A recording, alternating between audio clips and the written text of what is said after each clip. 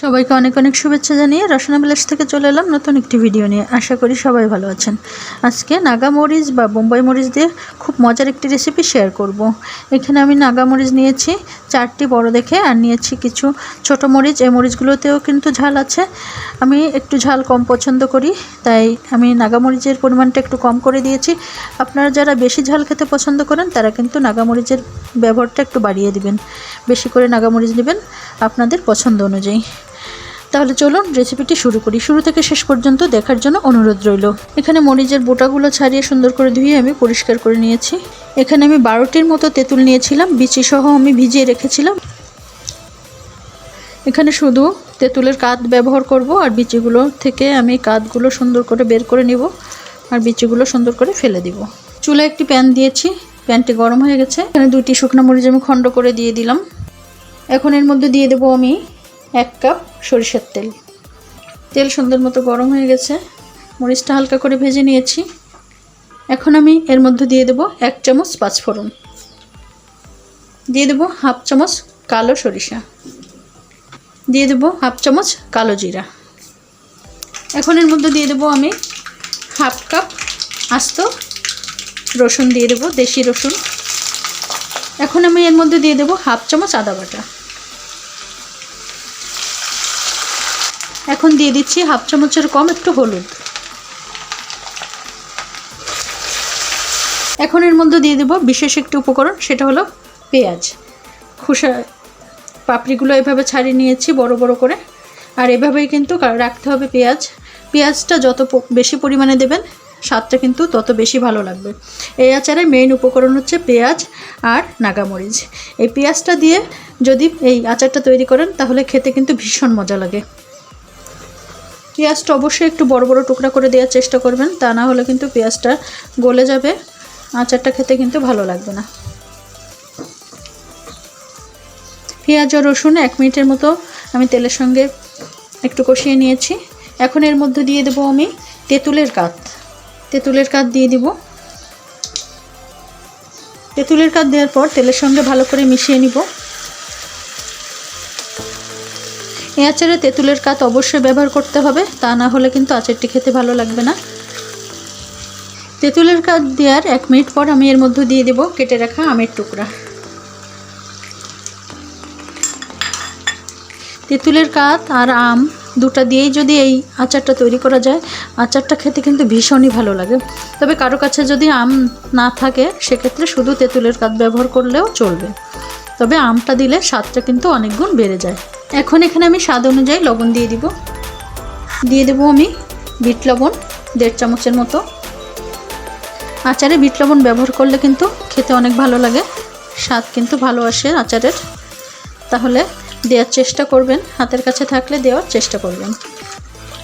আম দেওয়ার পর আমি 3 মিনিটের মতো রান্না করেছি। এখন আমি দিয়ে দেবো বিশেষ উপকরণ হচ্ছে মরিচ। মরিচটা দিয়ে ভালো করে নেড়েচেড়ে দিতে হবে।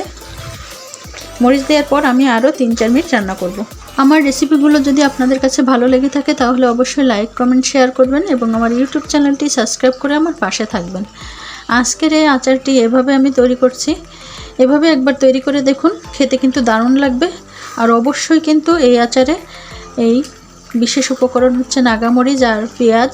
পেঁয়াজটা অবশ্যই দেওয়ার চেষ্টা করবেন। পেঁয়াজ দিয়ে এভাবে একবার হলেও তৈরি করে দেখুন, এই আচারটি খেতে কিন্তু অসাধারণ লাগে। এখানে একটি নাগামরিচ আমি টুকরা টুকরা করে দিয়েছি, যেন নাগামরিচের ফ্লেভারটা সুন্দর মতো আচারের সঙ্গে মিশে যায় এবং ঝালটা বেরিয়ে আসে। যারা কম ঝাল খেতে পছন্দ করেন তারা কিন্তু এই আচারটি তৈরি করতে পারেন, আশা করি সকলের ভালো লাগবে। আর যারা বেশি ঝাল খেতে পছন্দ করেন তারা এইভাবেই তৈরি করুন, আর ঝালের পরিমাণটা বাড়িয়ে দিবেন, তাহলে অনেক ভালো লাগবে।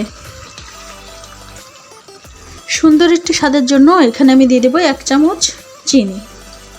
এই চিনিটা অবশ্যই দেওয়ার চেষ্টা করবেন, তাহলে আচারের স্বাদটা অনেক ভালো আসবে। চুলার আঁচটি এই সময় কিন্তু মিডিয়াম থাকবে।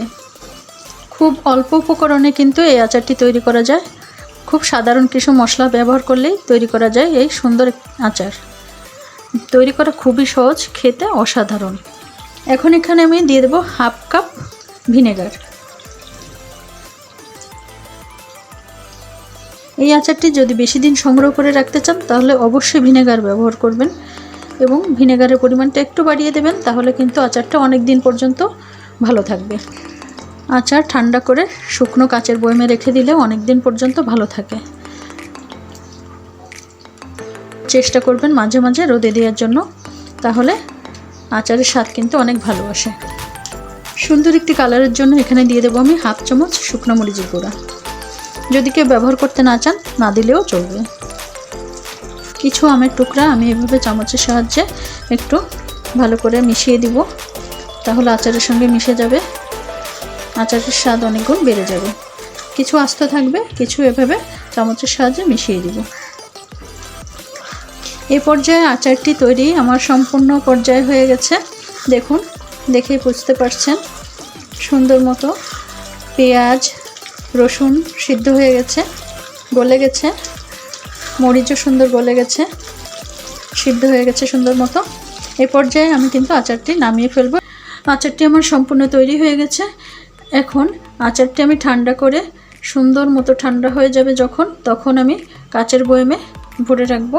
আর এভাবে আচার তৈরি করলে কমপক্ষে 1 বছর পর্যন্ত সুন্দর মতো সংরক্ষণ করা যাবে। আচার তৈরি করার সময় অবশ্যই খেয়াল রাখতে হবে ভিনেগার দিতে হবে, তেঁতুলের কাজ, আর যদি কাছে আম থাকে তাহলে অবশ্যই দেওয়ার চেষ্টা করবেন।